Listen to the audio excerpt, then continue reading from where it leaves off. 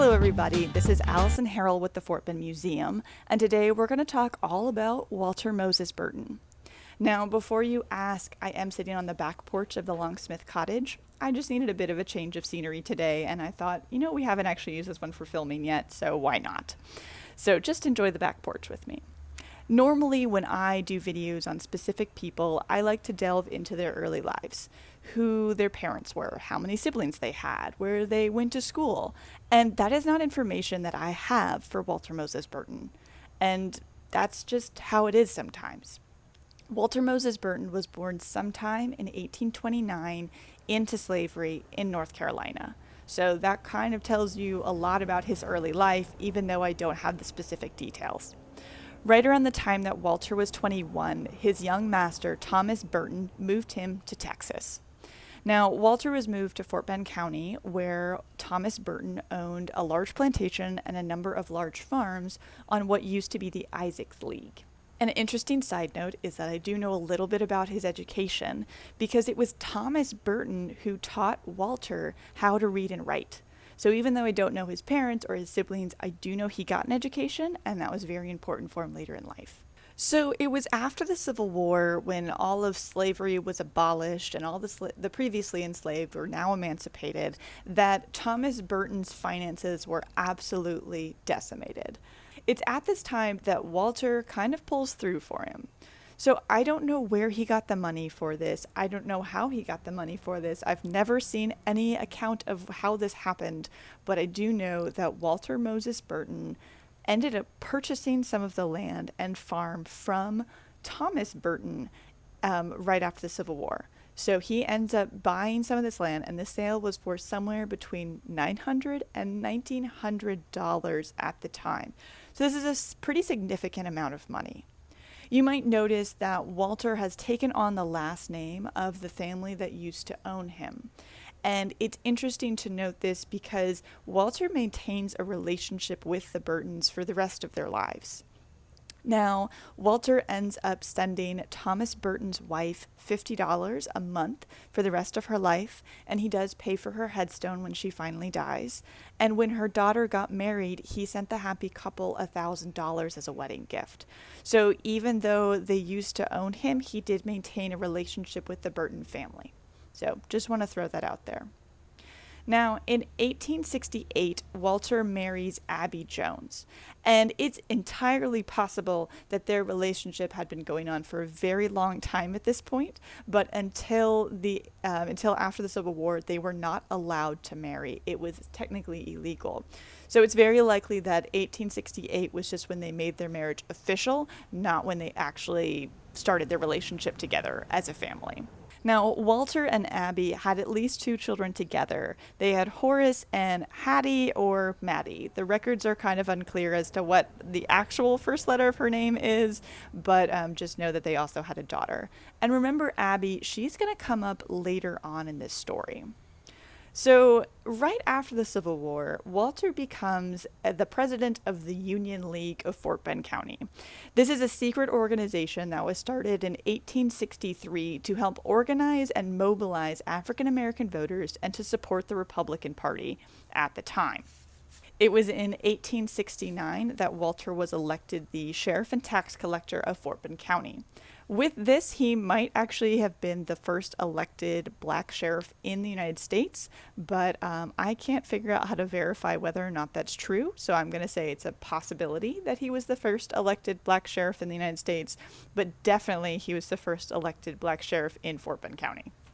This position of sheriff and tax collector was the highest elected official in the county, so it was very prestigious, and Walter held this position for 4 years.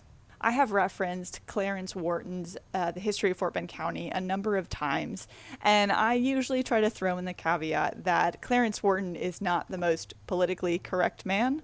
That book definitely has a very specific viewpoint to it, but I do want to point out his quote about Walter. Walter was respectful and careful not to annoy or antagonize his white constituents. So even Clarence Wharton had nothing but good things to say about Walter, which really speaks well to his character. In 1873, Walter decides to run for the Texas Senate. The first thing that happens in response to this is that the Fort Bend County residents are really worried about who is going to become their next sheriff, because they actually really like Walter being their sheriff, and they thought he did a really good job, and they weren't sure if their next sheriff would be as upstanding of a citizen as Walter, which again speaks loads to Walter's character. The citizens of Fort Bend County also offered to allow Walter Burton to run as a Democrat, but he did decide to run as a Republican instead. So he runs for the Texas Senate in 1873, and the election that ensues is so ridiculous to me. I love everything about this story, even though it makes me so incredibly angry. When the ballots were collected and counted, an immediate issue arose. And the issue was that no county, because there were 3 counties that were voting for this position, no county had the same name for Walter on every ballot. So some ballots had his name printed in, some ballots had his name written in, and no one kind of agreed on how they would refer to him before this election happened, which led to this whole debacle where the Democrat who ran was like, well, clearly, I got more votes than him because he was listed under 3 separate but equal names. This whole situation was argued in court, and eventually it was decided that the votes would be counted in the spirit in which they were cast, which would lead Walter to be the winner. But because of this whole debacle, he ended up missing a good portion of the first year of his first term as senator. Now, I do want to read you the vote counts and the vote names, just so you understand how completely ridiculous this situation was. In Fort Bend County, W.M. Burton got 973 votes, while W.M. Burton got 180 votes. The opponent, Z. Hunt, got 253 votes. In Wharton County, W.M. Burton got 108 votes, while William Burton got 154. The opponent, Z. Hunt, got 281 votes in that county. The last county is Waller County, where William Burton got 664 votes and Z. Hunt got 238. That brings the totals for William Burton to 818 votes, W.M. Burton got 180 votes, and W.M. Burton got 1,081 votes. Now, the total for Z. Hunt was 772 votes, while the cumulative total for votes that were supposed to go to Walter Moses Burton was 2,079 votes. So clearly, Hunt is not the winner of this election. So the total number of votes for Burton, when you count all of the different names he accidentally used, he got 2,079 votes to Hunt's 744. So we all know the clear winner of this election.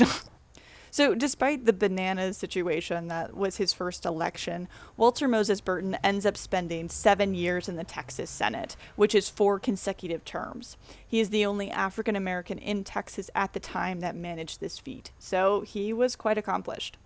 Now, during his time in the Senate, he had very strong opinions about a number of issues, but I also want to throw out there that he was also voted as best dressed of the Senate, and that's not there was no comment on his race or his skin tone at that time. It was just that straight up he was the best dressed in the Senate, which is quite an accomplishment, I think. Some of the issues that Walter had strong opinions about while he was in the Senate are ones that still resonate today. So Walter was for gun control and for prohibition. He was against the convict labor leasing system that was starting at the time. He had very strong opinions about the railroad, equality on the railroad, and also about education. And I have some more details about those last 2 issues, so we're going to jump into that right now. Walter Moses Burton sponsored and spearheaded the Senate bill that created the Alta Vista Agricultural and Mechanics College.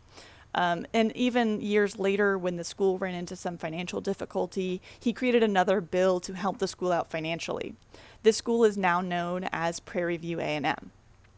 The railroad equality situation is one that really does have to be talked about. The issue at hand is that Burton was advocating to keep the railroads from creating separate train cars for African Americans. And there's a very interesting story as to why this was an issue. So the story goes that Walter's wife, Abby, was thrown off a moving train because she had a first class ticket and was trying to sit in the first class car, and they just told her no. They threw her off the train. Now, when I tried to find the newspaper story to sort of back this up and to corroborate it, I couldn't find the story itself. I found a correction in a newspaper later that says that they misidentified who was being thrown off the train, but they never gave the name.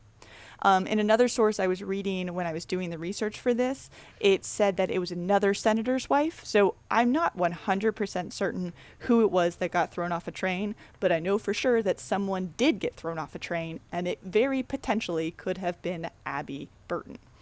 Now, she did survive being thrown off the train, it is important to note, but that's sort of a very lightning rod moment for most people. So, very understandably, when someone is thrown off of a moving train, a civil lawsuit was quickly filed. So, U.S. versus Dodge et al. Handled this issue. And what the judgment that got passed down said was very interesting. So, the judgment was that if you had a first class ticket, you got first class accommodation. End of story. And so this was kind of creating a loophole where there wasn't a segregated train system yet. So if you had the first class ticket, you should be allowed to sit in the first class car. Not many people knew about this and the loophole that it was creating, and pretty quickly afterwards, a separate but equal car system was created that just separated everybody out and sort of made it a moot point. But this was a very early victory for keeping things from becoming segregated. Now, when Walter Moses Burton retired from the Texas Senate in 1882, his white colleagues voted to give him an ebony and gold cane out of respect for his service. So they absolutely valued him as a colleague and as another member of the Senate, and they did give him this amazing retirement gift. Walter moved back to Fort Bend County, and he resumed farming on the land that he had purchased from Thomas Burton all those years before. He also remained active in the Republican Party at that time until his death in 1913. And when he died on June 4th, 1913, he was buried in what up until that point had been a previously all-white cemetery, which is actually Morton Cemetery. So he was one of the very first African American people to be buried in that cemetery, and his son is actually also buried right next to him.